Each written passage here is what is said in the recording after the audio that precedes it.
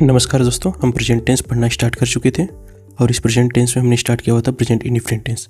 Present indefinite tense के इस lecture में हम लोगों ने प्रेजेंट इंडिफिनिट टेंस का पॉजिटिव सेंटेंस समझ लिया था, नेगेटिव सेंटेंस भी समझ लिया था। अब हमें बात करना है इस इंट्रोगेटिव सेंटेंस के ऊपर कि इंट्रोगेटिव सेंटेंस हम कैसे बनाएंगे। तो मेरे साथ बने रहिए इस वीडियो में, मैं आपको बताते चलता हूँ नियम कैसे बनेगा। ये देखिए, इंट्रोगेटिव सेंटेंस को हम दो पार्ट में पढ़ेंगे। पहला तब जब हमारा इंट्रोगेटिव वर्ड पहले आ जाए, जैसे क्या तुम खाना खाते हो, क्या तुम सोते हो, क्या तुम स्कूल जाते हो। देखिए यहाँ पे जो क्या वर्ड है ये पहले आ जा रहा है, यानी क्वेश्चन आपसे पहले ही पूछ लिया जा रहा है। दूसरा जो पार्ट है ये तब होगा जब क्वेश्चन वर्ड हमारा बीच में है, जैसे रमेश कहाँ रहता है, मुकेश क्या पढ़ता है, वे लोग क्या खाते हैं, वे कैसे रहते हैं। तो यहाँ देखिए बीच में कब, क्यों, क्या, कैसे आ रहा है। तो ये हो जाएगा इंट्रोगेटिव वर्ड जब बीच में आता है तब के लिए।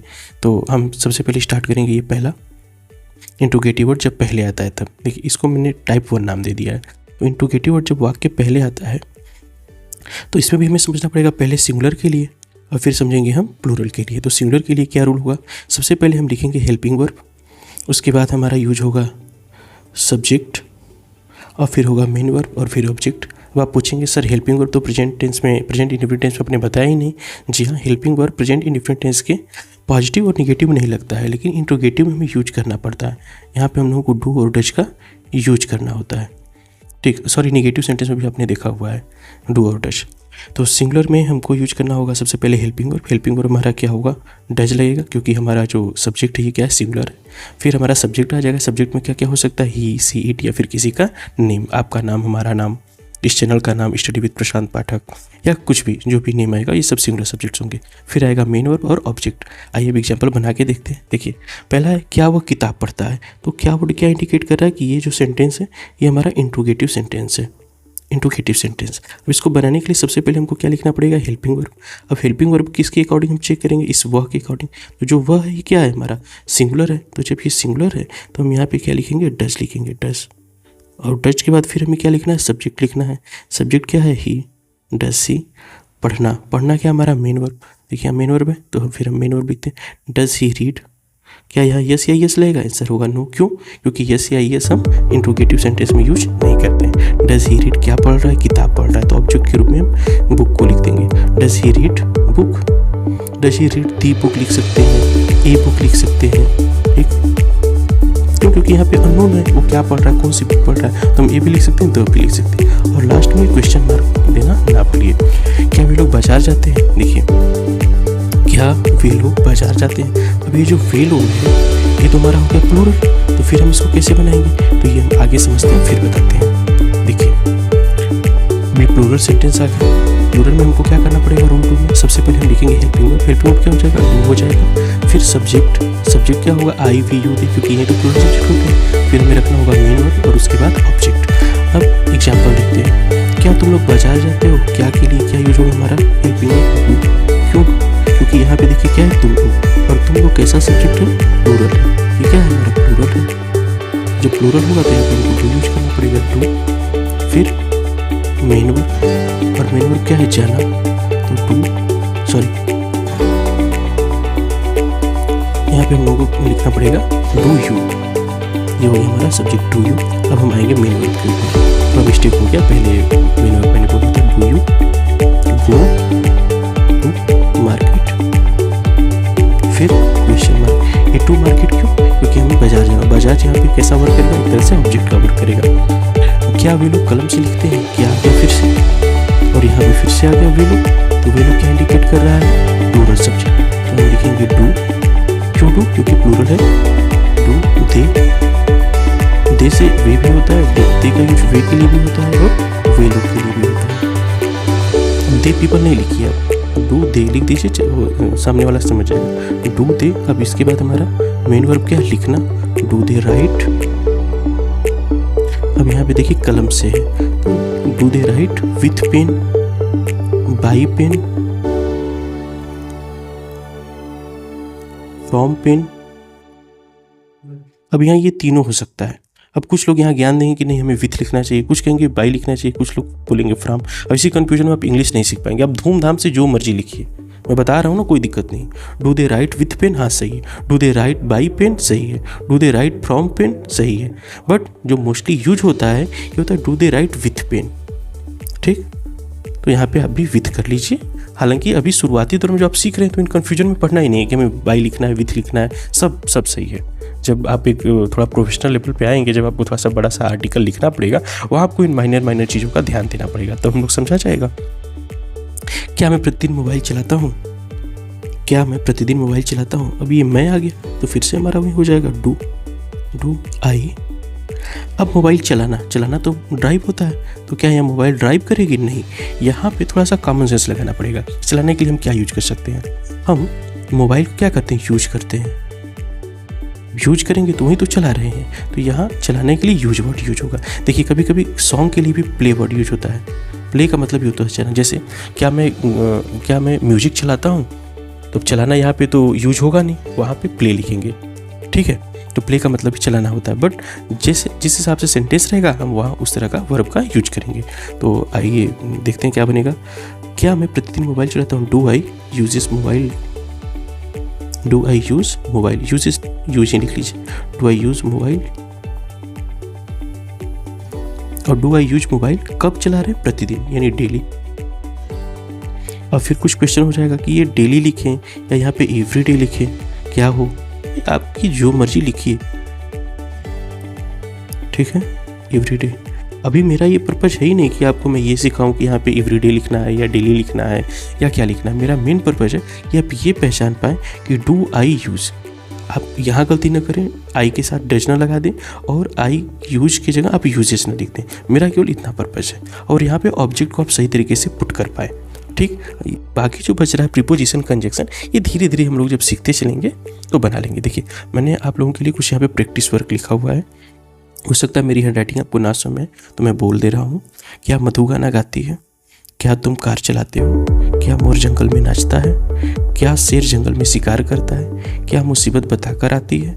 क्या मैं आपको अंग्रेजी सिखाता हूँ? जी हाँ, बिल्कुल सिखाता हूँ। ये आंसर नहीं देना है, बनाना है।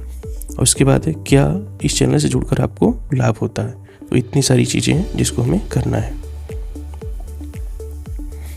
तो यहाँ तक हमारा टाइप 1 ख़त्म होता है, ठीक। अब बात करेंगे टाइप 2। और टाइप 2 से क्या मेरा पर्पस है कि जब इंट्रोगेटिव वर्ड वाक्य के बीच में आए, when the interrogative words come between the sentence. तो ये हो गया हमारा टाइप 2। अब जब तक मैं लिखूँगा टाइम ज़्यादा लग जाएगा, मैं एक काम करता हूँ, नोट्स बना लेता हूँ जल्दी से, फिर आपको समझा दूंगा। आपका भी टाइम बचेगा और मेरा भी। देखिए यहाँ पे मैंने लिख दिया है प्रेजेंट इंडिफरेंट टेंस का इंट्रोगेटिव सेंटेंस, और इसमें टाइप 2 के बारे में बात होगी। तो टाइप 2 में इंट्रोगेटिव वर्ड हमारा बीच में आ जाएगा। तो आप इंट्रोगेटिव वर्ड के बारे में समझ लें कि इंट्रोगेटिव वर्ड आखिर होंगे कौन कौन से। क्या भी हो सकता है यहाँ पे, वाई क्यों होगा, वेन कब, फिर हाउ है कैसे, और यहाँ पे किस, यानी किसके लिए हम विच का यूज करेंगे, है ना। अब किस का एग्जाम्पल क्या होगा कि अब ये सर क्या किस कर रहे हैं ना, समझिए बात को। वह किस कक्षा में पढ़ती है ना। तो आप यहाँ पे जो किस आ जाएगा, तो यहाँ पे आप बताएंगे विच, इन विच क्लास, ठीक है। तो आपको पूरा यहाँ पे बोलना पड़ेगा कि इन विच क्लास डज से रीड, है ना। तो देखते हैं कैसे बनेगा ये। तो आपको जब इंट्रोगेटिव वर्ड आ जाता है पहले, तो रूल हम 1 देखते हैं सिंगुलर सब्जेक्ट के लिए। इंट्रोगेटिव वर्ड आपको सबसे पहले लिखना पड़ेगा। अब इंट्रोगेटिव वर्ड जो भी होगा आपको लिखना पड़ेगा।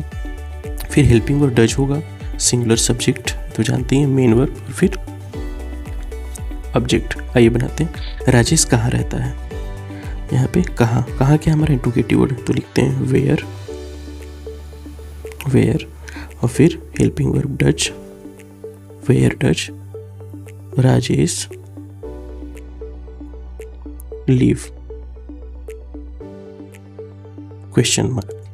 पृथ्वी कैसे घूमती है? कैसे, हाउ, फिर डज, क्यों डज, क्योंकि पृथ्वी क्या हमारा सिंगुलर सब्जेक्ट है। हाउ डज द अर्थ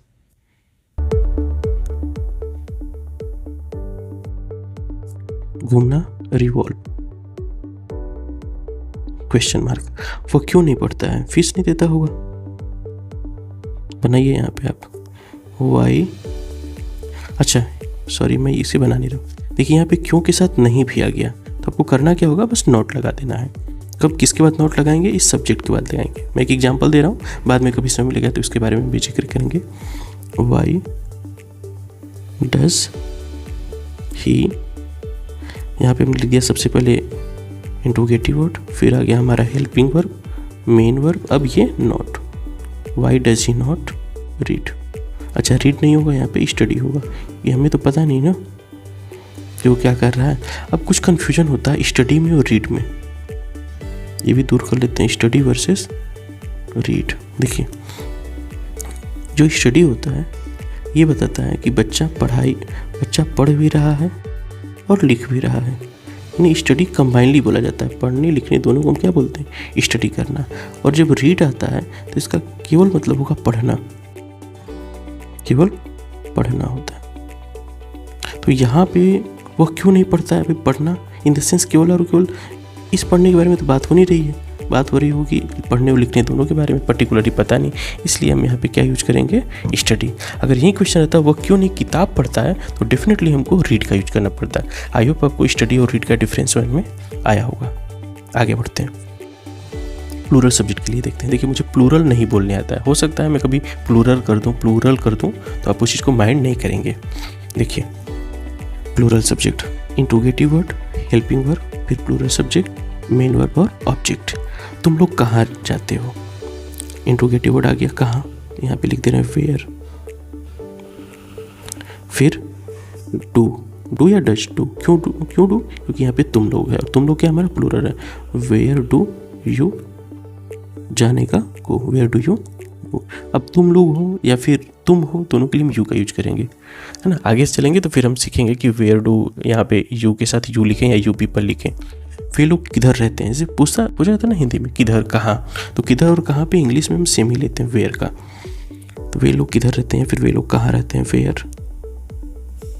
उसके बाद डू, क्यों डू, क्योंकि दे है और दे के साथ डू लेगा, वेयर डू दे लीव। मैं इतना क्यों सोचता हूँ, क्योंकि आप लोगों को पढ़ा सकूं अच्छे से। वाई डू आई थिंक, अब ये तो हो गया मैं क्यों सोचता हूँ, लेकिन इतना के लिए सो वर्ड यूज करें, why do I think so. अब एक और एग्जांपल लेते हैं, नहीं वाला क्यों नहीं का, जैसे हमें लिख दो, हम लोग क्यों नहीं चैनल सब्सक्राइब करते हैं। बताइए क्यों नहीं करते हैं लोग, क्यों नहीं चैनल सब्सक्राइब करते हैं। इसका क्या होगा, देखिए यहाँ पे क्यों नहीं आ गया और यहाँ पे हम लोग भी है, तो इसे कैसे बनाएंगे समझ लेते हैं इसे भी। सबसे पहले इंट्रोगेटिव वर्ड, इंट्रोगेटिव वर्ड क्या है हमारा, वाई।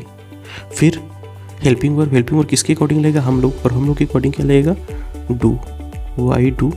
फिर वी, वाई डू वी। उसके बाद नॉट आ जाएगा, ध्यान दीजिएगा यहाँ पे जो नॉट वर्ड है ये बीच में आएगा, मतलब सॉरी जो सब्जेक्ट है प्लूरल सब्जेक्ट उसके बाद आ जाएगा। तो हेल्पिंग वर्ब और नॉट इसके बीच में क्या आएगा, हमारा सब्जेक्ट आ जाएगा। तो why do we not subscribe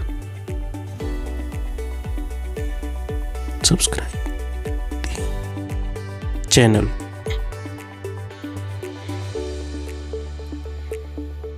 Why do we not subscribe the channel ना, तो सब्सक्राइब कर लीजिए। नहीं मतलब मैं ये सब भूल नहीं रहा हूँ, बता रहा हूँ, मेरा उसमें कोई इंटेंशन है नहीं, सिखाने के लिए बस ये मैंने बताया हुआ एक तरह से। आई होप यहाँ तक आपको समझ में आया होगा।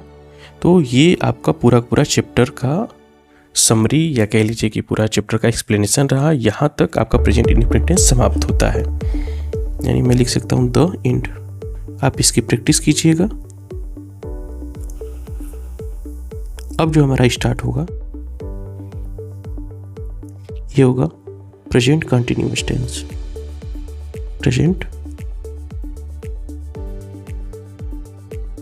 Continuous tense. ठीक है दोस्तों, तो मिलते हैं अपने अगले लेक्चर में। मैं इसे थोड़ा सा जूम कर दे रहा हूँ ताकि आप स्क्रीनशॉट ले पाए। देखिए ये लास्ट पेज है, ये first page, sorry second page.